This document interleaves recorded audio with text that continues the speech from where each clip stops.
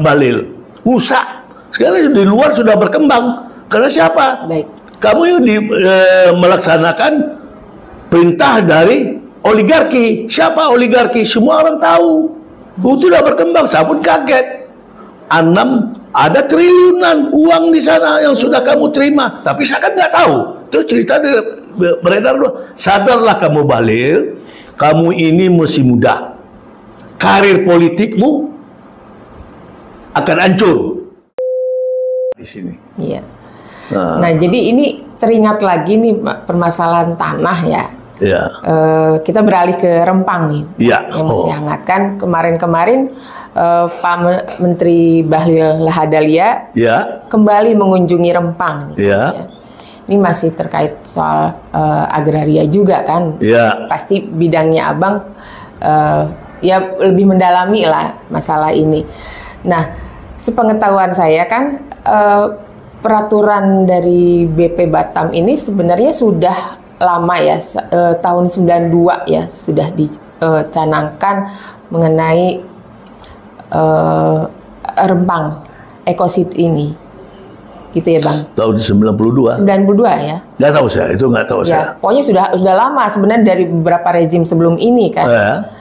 Jadi menurut Abang nih ya, kan kalau di hukum itu kalau sudah ditetapkan ada bahasa kalau hukum itu undang-undang itu sudah ditetapkan maka berlaku sejak saat diundangkan begitu ya, kurang lebihnya.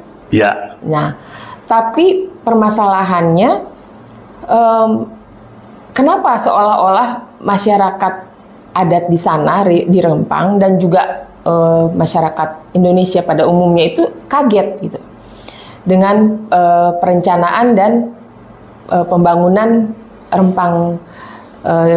Rempang Eco-City ini gitu. Jadi menurut Abang kalimat tersebut gitu ya, seharusnya bagaimana gitu supaya di kemudian hari itu undang-undang yang tadinya legal itu tidak menimbulkan permasalahan gitu.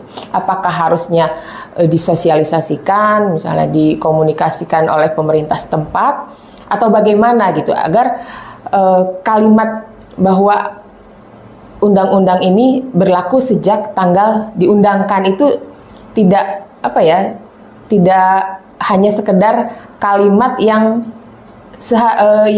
mesti diterima begitu saja oleh masyarakat. Gitu. Tidak, itu tidak benar. Itu tidak benar. Itu memaksakan. Memaksakannya gimana? Memaksakan. Habis diundangkan berlaku pada hari itu. Diundangkan. Itu yang tidak benar. Ada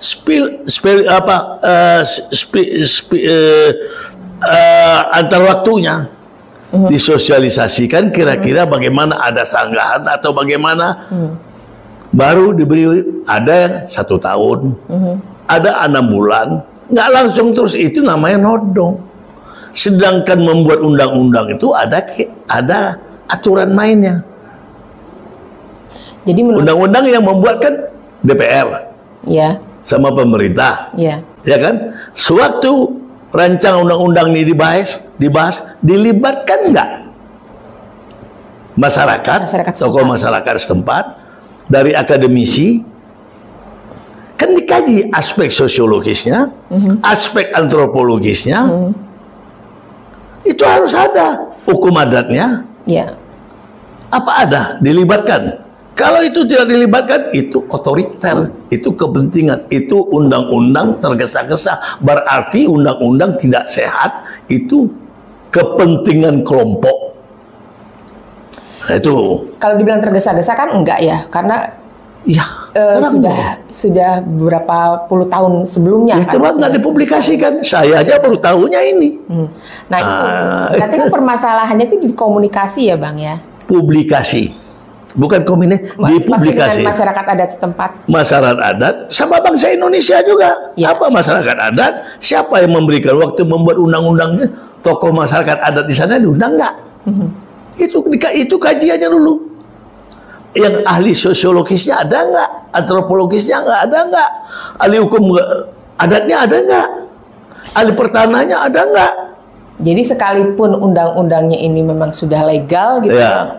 dari ya legalitasnya itu bisa dipertanggungjawabkan, tapi kalau dari segi mungkin saya bilang moral gitu ya, belum disosialisasikan gitu, belum dipublikasikan, itu sebenarnya belum masuk ini ya Bang, apa maksudnya itu, kalau menurut saya mungkin belum memenuhi unsur legalitasnya lah kalau menurut saya gitu. Kalau saya sekalipun ya. Kalau saya mengatakan itu undang-undang kepentingan kelompok. Kaji dulu undang-undang itu. Waktu rancangan undang-undang itu dibuat akan mau disahkan, kan dikaji. Saya kan anggota DPRD dulu di DKI tahun 97. Jadi cara undang-undang itu harus diundang masyarakat, diundang kaji ahli hukumnya mana. Apalagi undang-undang di tingkat nasional. Disitulah debat kusirnya memberikan. Sama kayak undang-undang cipta kerja, Omnibus Law ini. Yeah. Kan tergesa-gesa semua. Akhirnya apa? Ditolak sama MK. Rakyat dirugikan. Berundang-undang itu kan kemaslahatan orang banyak dan negara. Jadi seberapa jauh dibutuhkan oleh masyarakat setempat ya? Iya. Kalau terkait rempang ini ya Bang? Iya, harus. Apakah mereka juga membutuhkan atau paling tidak dampaknya ini terhadap mereka apakah bisa juga bermanfaat gitu ya Bang? Yang kita carikan semuanya kalau bermanfaat untuk orang banyak. Tidak pasti akan ada yang ribut. Iya. Tapi bermanfaat untuk kelompok kecil, pasti itu ribut. Semestinya mungkin dimasukkan di klausul ininya juga ya Bang, bahwa mereka juga akan dilibatkan, mungkin dipekerjakan ya. Nah itu nggak ada ceritanya begitu. Akan itu kan angin surga dipekerjakan. Ya. Nanti itu turunannya nanti itu dari undang-undang. Relokasinya saja mungkin bisa dikatakan sangat mentah ya, belum ada lokasi yang maksudnya itu yang pemukiman yang dibangun, mereka sudah harus pindah ke pemukiman sementara begitu ya Bang? Itu yang namanya penjajahan manusia atas manusia. Eksploitasi derlum-parlum. Itu terjadi. Itu yang disebut Bung Karno. Makanya jas merah. Ya, itu yang saya khawatirkan, kata Soekarno dulu. Saya khawatirkan antara kita menjajah bangsa kita. Kita nggak tahu, kulit sama, bahasa sama. Nah, siapa punya? Ada kepentingan. Kepentingan, karena ada kepentingan. Kalau kepentingan jadi orang banyak, nggak akan terjadi begini. Jadi nggak salah juga kalau masyarakat berpandangan ini ada maksud terselubung ya Bang, walaupun itu sudah direncanakan jauh-jauh hari sebelumnya, tapi karena faktor komunikasi dan juga publikasi yang Abang bilang tadi itu belum secara baik sampai kepada masyarakat, terutama masyarakat adat setempat, akhirnya riuh kan gitu. Riuh dan melibatkan juga secara emosional bangsa Indonesia. Ya terpancing yang lain bergerak akhirnya. Iwat juga sempat dulu beberapa hari lalu datang ya. Ya, kita langsung ke lapangan meninjau ke lapangan. Saya berikanlah sejarah kerajaan Lingga Singkep itu. Makanya historical ya, sejarahnya harus kita pelajarin dulu. Kalau menurut Abang gimana tuh kalau masyarakat adat ini perlu nggak dipertahankan gitu untuk tetap di tempatnya gitu? Kan kalau udah direlokasi bukan kan kita yang menentukan. Mereka lah yang menentukan dirinya. Di situ ada historikalnya, nenek moyangnya di situ. Sebagai sesama bangsa Indonesia, menurut Abang, memandang mereka gitu. Iyalah. Sebagai satu komunitas masyarakat adat. Iya, masyarakat adat. Menurut Abang, bagaimana? Kan kalau sudah direlokasi itu kan sudah tidak tepat lagi dikatakan masyarakat adat gitu ya? Enggak, ya, berarti menghilangkan sejarahnya, dasar turunannya. Itulah tempat dia lahir, disitulah yang disimpan, dikuburkan hari-harinya itu di situ. Dari tahun nenek moyangnya, masa dilenyapkan seperti itu?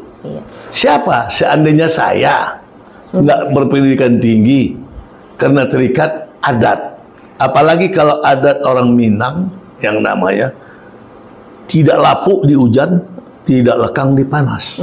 Abadi. Abadi. Jadi adat itu jangan, kecuali masyarakat adat, dia itu demi kepentingan bangsa dan negara, dia dikasih perpindahan yang sesuai dengan yang layak, dianggap, itu kita nggak menjajah bangsa kita ini. Betul, setuju sih Bang. Itu kompensasi, jangan kita memaksa, kita merdeka. Jangan bangsa kita kepentingan asing untuk menindas bangsa kita sendiri. Iya. Karena bagaimanapun juga di tempat sendiri, di rumah sendiri itu pasti lebih nyaman ya. Betul. Contoh, usah kecil aja.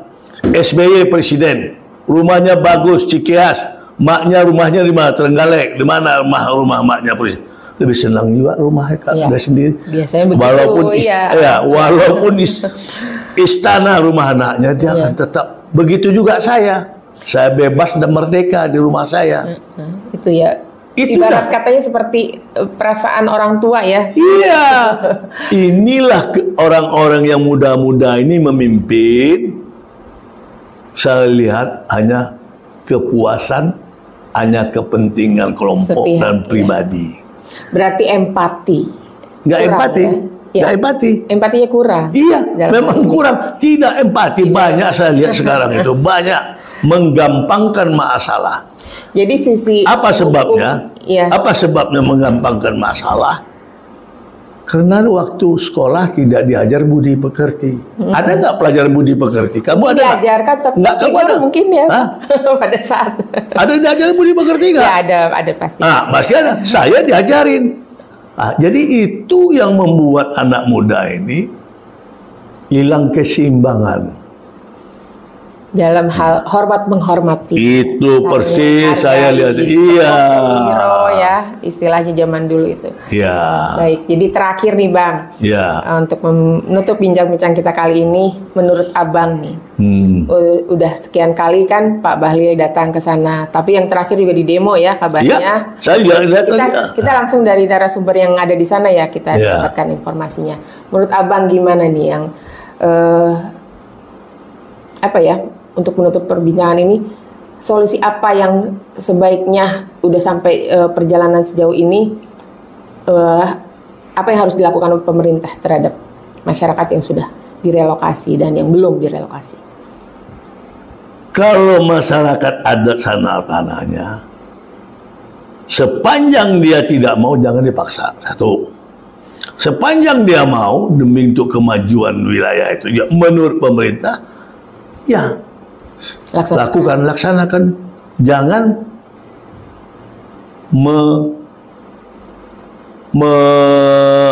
istilahnya membelah bambu, satu diinjak, satu diangkat. Kita ini sudah merdeka. Nenek moyang kita sudah berdarah-darah. Saya umur menjelang 5 tahun mempertahankan kemerdekaan. Dari umur 40 tahun 49 sampai 50 penyerahan kedaulatan. Kan orang nggak percaya. Iya. Saya ikut kan? Nggak percaya. Saya jelaskan di sini. Saya merasa, saya menyaksikan, saya merasakan, saya memberikan tentara pejuang kemerdekaan makanan. Tinggal di rumah nenek saya, rumah keluarga saya semua. Menyuburkan pakaiannya. Berarti kan saya ikut berjuang. Iya. Ada andil ya. Ada andil mempertahankan. Kasih dia makan. Kasih makan mereka itu. Nah, kasih tikar, tidur di rumah. Akhirnya rumah nenek saya dibakar oleh Nika tahun 49 itu. Jadi bukan tak berjuang, saya bukan tentara aja. Maka tentara itu sayang sama saya, makanya saya simpatik sama tentara. Iya, jadi kontribusi itu walaupun kecil ya tetap saja berarti kan. Iya.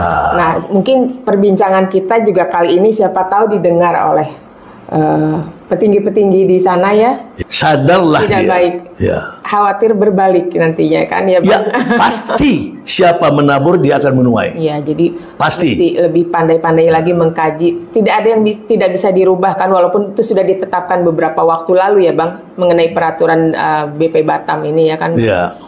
kalau misalnya kita berniat baik untuk merubah ke arah yang lebih baik demi keadilan dan juga kenyamanan masyarakat adat setempat, kenapa tidak gitu ya Bang? Iyalah. So apa yang sekarang ini disahkan semuanya saya sini, keadilan itu tidak ada berat sebelah. Iya. Siapa yang punya duit, nah itu yang diangkat. Iya. Baik, Bang Asrul, mungkin perbincangan kali ini semoga saja bisa menambah wawasan dari teman-teman semua, juga menambah empati dan kepedulian kita terhadap saudara kita sebangsa setanah air yang berada di Rempang, dan juga segera menyelesaikan relokasi terhadap masyarakat yang saya menghimbau kepada Adinda Bahlil, jauh di bawah umurnya itu. Gimana Bang?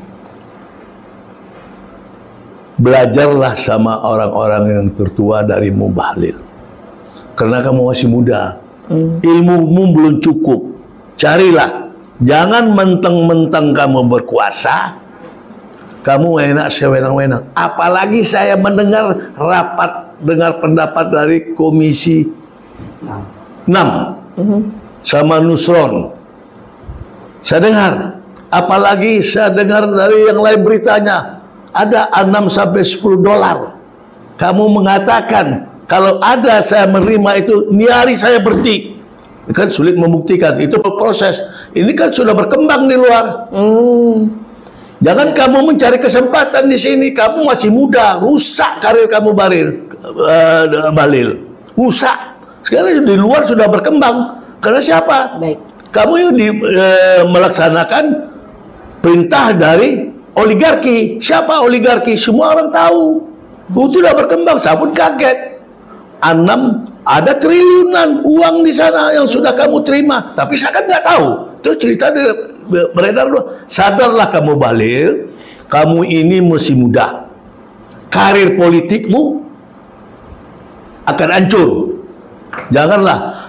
Ada adegium kriminologi di sini mengatakan setiap perbuatan pidana sengaja tidak sengaja meninggalkan bekas, lambat atau cepat akan terungkap. Ini bersambung dengan episode yang lain.